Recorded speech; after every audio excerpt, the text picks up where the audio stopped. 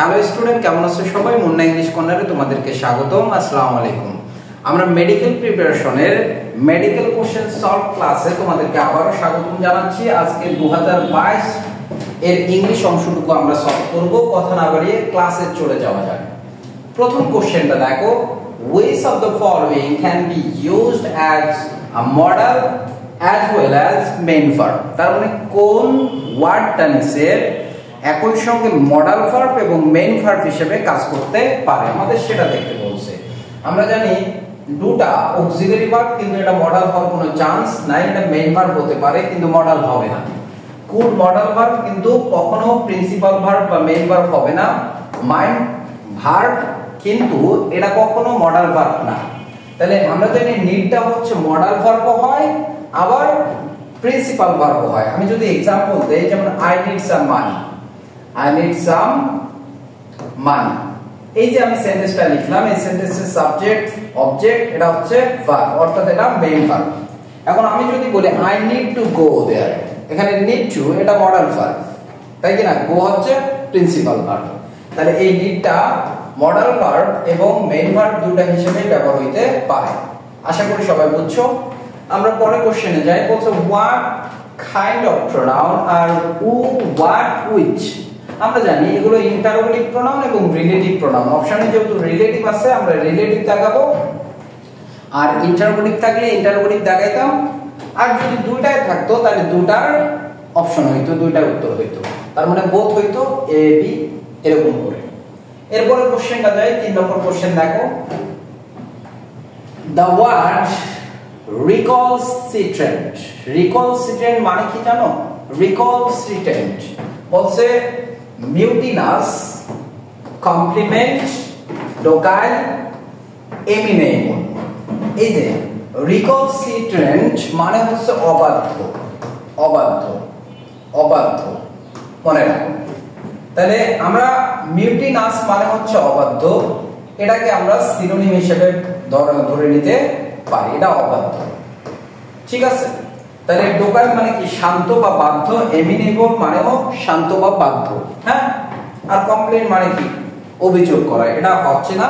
তাহলে রিকলসিট্রেন্ট বাংলা হচ্ছে অবাধ্য, এর সিনোনিম হিসেবে আমরা মিউটিনাস ব্যবহার করতে পারি। এরপরে 4 নম্বর কোশ্চেনে যাই। বলছে the flight is living shortly, এখানে শর্টলি কোন পার্টস অফ স্পিচের মধ্যে পড়বে? বলছে সাবজেক্ট তো না, সাবজেক্ট হচ্ছে এই সেন্টেন্সের ফ্লাইট। বলছে কমপ্লিমেন্ট, আমরা কমপ্লিমেন্ট কাকে বলি? সাবজেক্ট সম্পর্কে যে কথা বলা হয় সেটাই কমপ্লিমেন্ট। দেখো তো, দ্য ফ্লাইট শর্টলি, এই শর্টলি কি ফ্লাইট সম্পর্কে কোনো কিছু বলছে? না। তাহলে কমপ্লিমেন্ট হওয়ার কোনো চান্স নেই। এটা অ্যাডজেক্টিভও না, তাহলে এটা কি হবে? An adverbial. ঠিক আছে? এরপরে কোশ্চেনে যাই, কারণ ভার্বকে মডিফাই করতেছে। I have no kith and kin in this town। বলছে এটা কোন ফ্রেজের মধ্যে পড়বে? তোমাদের যদি ফ্রেজ সম্পর্কে খুব বেশি প্রবলেম থাকে, আমার ফ্রেজের একটা ক্লাস দেওয়া আছে আমার চ্যানেলের মধ্যে, তোমরা ফ্রেজের ক্লাসটা ওখান থেকে দেখে নিও। আশা করি ফ্রেজ থেকে 1000 কোশ্চেন আসলে তোমরা 1000 কোশ্চেন নির্ভুলভাবে আনসার করতে পারবা। তাহলে দেখো, এই কিথ এন্ড কিন বলছে, কিথ এন্ড কিন এখানে কোন ফ্রেজের মধ্যে পড়তেছে? তাহলে নোটা হচ্ছে ডিটারমিনার। আমরা জানি ডিটারমিনারের পর যদি কোনো ফ্রেজ থাকে সেটা 100% অ্যাডজেক্টিভ, নাউন ফ্রেজ। কোন ফ্রেজ? Noun phrase. তাহলে মনে রাখবা কি? নো ডিটারমিনার, ডিটারমিনারের পর কোনো ফ্রেজ থাকলে সেটাকে কোন ফ্রেজ বলি? Noun phrase. আমি শর্টকাটে নাউন ফ্রেজ চেনার একটু কথা বলি। সাবজেক্টের জায়গায় অবজেক্টের জায়গায় যে ফ্রেজ থাকবে অথবা ডিটারমিনারের পর যে ফ্রেজ থাকবে সেটা হবে নাউন ফ্রেজ। দ্যাটস হোয়াই এটা কোন ফ্রেজ? Noun phrase.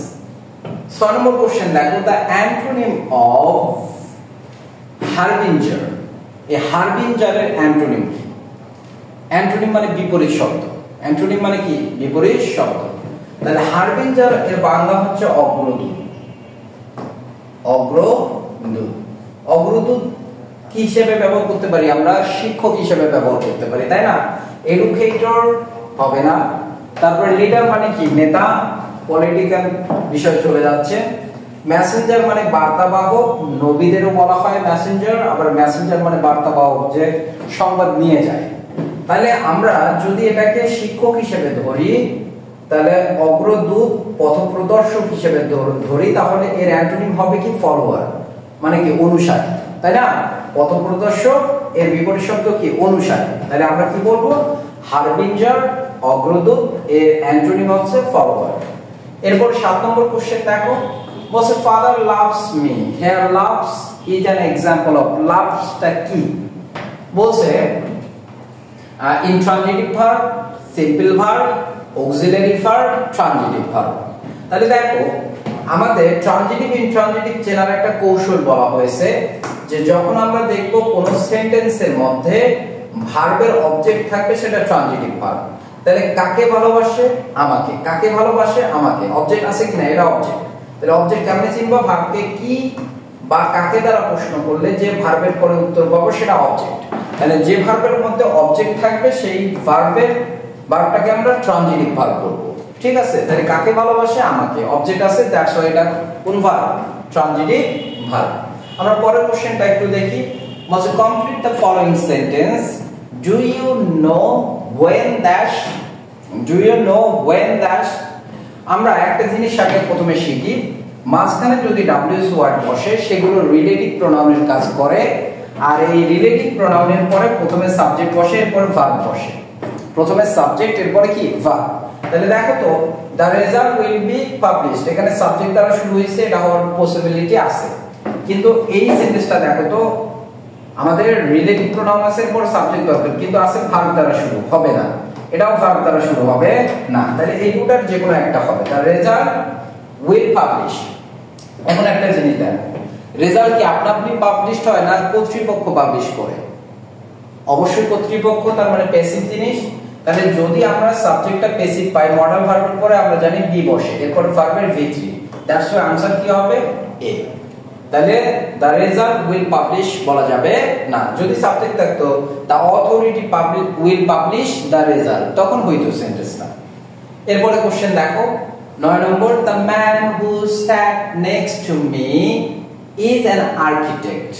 বলছে it is a dash, বলছে এটা কোন sentence, compound sentence, simple sentence, complex sentence, complex compound sentence, এটা আবার কেমন কথা, হ্যাঁ? তাহলে আমরা জানি রিলেটিভ প্রোনাউন কোন সেন্টেন্সের মধ্যে থাকলে 100% সেটা কমপ্লেক্স সেন্টেন্স, কারণ কমপ্লেক্স সেন্টেন্সে কয়টা ভার্ব থাকে, দুইটা, এখানে একটা ভার্ব, ইজ আরেকটা ভার্ব আছে, মাঝখানে আবার রিলেটিভ প্রোনাউন। তা 100% কোন সেন্টেন্স, কমপ্লেক্স সেন্টেন্স। তোমাদের সিম্পল কমপ্লেক্স কম্পাউন্ড সম্পর্কে একটু বলি। সিম্পল সেন্টেন্সে একটা সাবজেক্ট থাকবে, একটা ফাইনাইট ভার্ব থাকবে। কম্পাউন্ড সেন্টেন্সে দুটো ফাইনাইট ভার্ব থাকবে, মাঝে মধ্যে দুটো সাবজেক্ট থাকে, আবার সাবজেক্ট একই হলে একটা সাবজেক্ট থাকে। তাহলে চিনবো কেমনে, কমপ্লেক্স সেন্টেন্সে দুইটা সাবজেক্ট থাকে, দুইটা ফাইনাইট ভার্ব থাকে।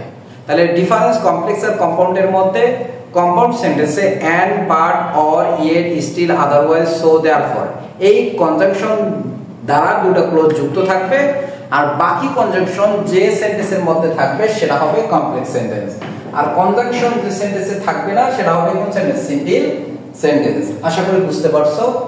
এরপরে দেখো, we want to take legal action against the hoodlum. এই যে উডলাম কাদের বলা হয় জানো, রাস্তার গুন্ডা পান্ডা লোকদেরকে উডলাম বলা হয়। বুঝছো বিষয়? ওসে ইন দিস সেন্টেন্স টুটা কি আসলে, তাহলে আমরা কি জানি, to take legal action, to take legal action. আমরা জানি টুটা প্রিপজিশন হতে পারে, কিন্তু টু এর পর প্রিপজিশনের সংজ্ঞা কি, প্রিপজিশনের পরে নাউন বা প্রোনাউন থাকতে হবে।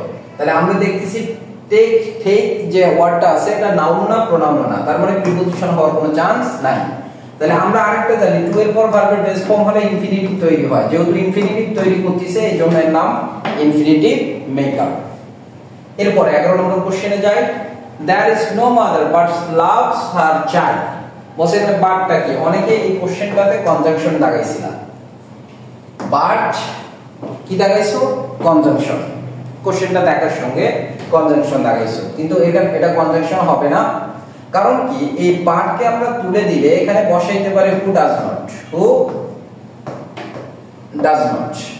তাহলে এই যে হুটা কি, রিলেটিভ প্রোনাউন এবং নেগেটিভ বোঝাচ্ছে, এই জন্য এটা কি হবে, নেগেটিভ রিলেটিভ। তাহলে এই সেন্টেন্সের পার্টটা কনজাংশন না, বরং কি নেগেটিভ রিলেটিভ। অপশনে যদি নেগেটিভ রিলেটিভ না থাকতো তাহলে তোমরা কনজাংশন লাগাইতে পারতাম। এরপরে 12 নম্বর কোশ্চেনে আসি। চুজ দ্য কারেক্ট সেন্টেন্স, বলছে কোন সেন্টেন্সটা আসলে correct. I am very better today. দেখো বেটার কম্পারেটিভ ডিগ্রি, একটা জিনিস মাথায় রাখবা, এই মাস আর বেটারের মধ্যে ভেরির মধ্যে পার্থক্য, দুটাই অনেক অর্থে ব্যবহৃত হয়, কিন্তু সেন্টেন্সটা যখন কম্পারেটিভ ডিগ্রি হবে, কোন ডিগ্রি?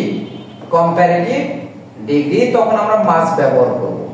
কিন্তু যখন আমরা দেখব এটা পজিটিভ ডিগ্রি, তখন আমরা ভেরি বসাবো।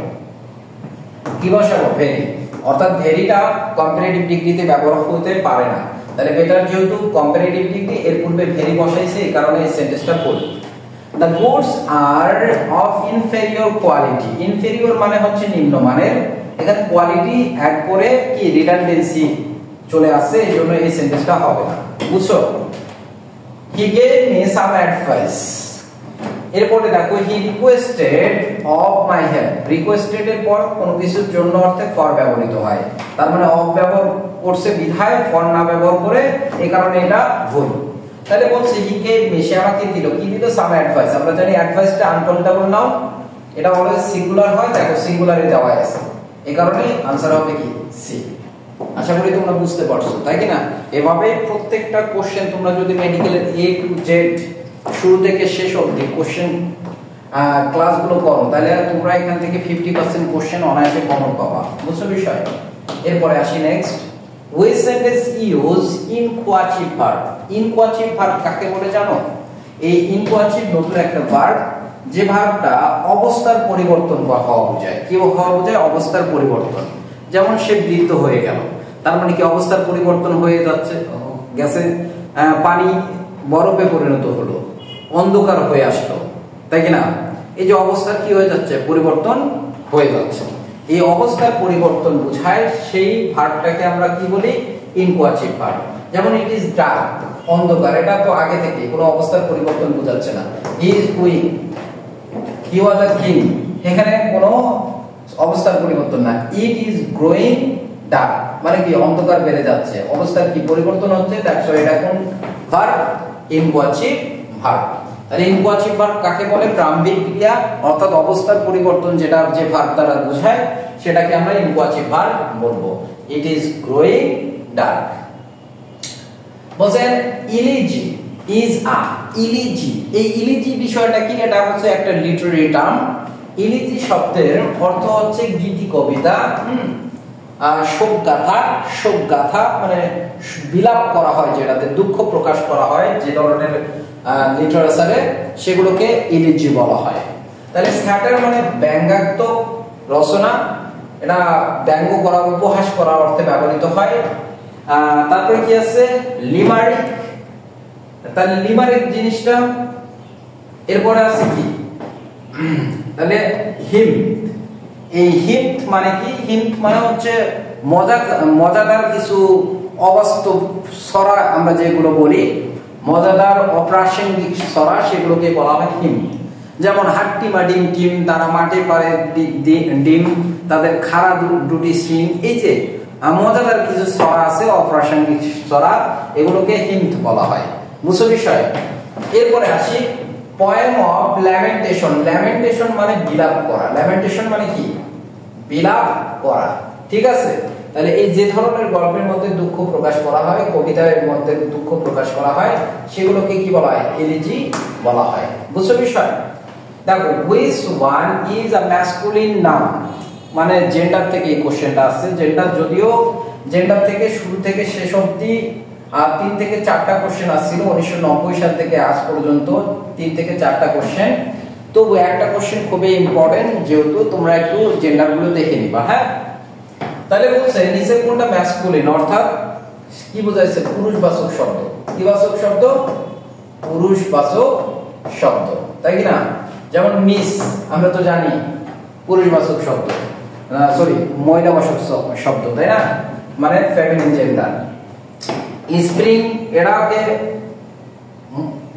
ফেমিনিন জেন্ডার বলা হয়।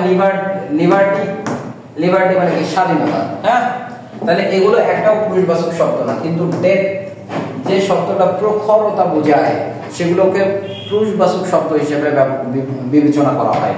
দ্যাটস ওয়াই এখানে ডেথটাকে আমরা কোন শব্দ বলবো? ম্যাসকুলিন জেন্ডার বা ম্যাসকুলিন নাউন। ঠিক আছে, ভালো থাকো, সুস্থ থাকো, আমার জন্য দোয়া করবেন যাতে করে নেক্সট আরো ভালোভাবে তোমাদের আরো অনেক মজাদার কোনো কোশ্চেন নিয়ে আলোচনা করতে পারি। ধন্যবাদ।